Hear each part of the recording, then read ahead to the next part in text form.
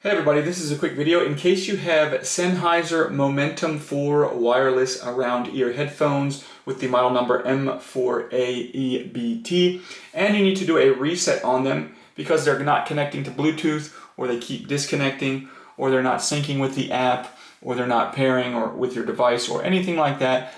This reset can fix a lot of these issues. Now, if you want to do a full factory reset that deletes the pairing information and everything like that, you will need to do this via the Smart Control app by connecting these headphones. But if they're frozen or something like that and not responding, and you're just trying to do a forced power cycle on them, we can just go ahead and do this really easily. This is not going to delete the pairing information or delete them off the app or anything like that. It's just going to it's just going to disconnect the battery and then reconnect the battery, hopefully clearing out whatever error you're having.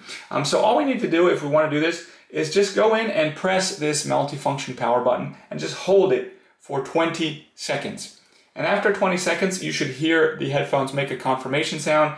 You can release it and go ahead and see if that doesn't, try to use your headphones again, and hopefully that fixes the issue.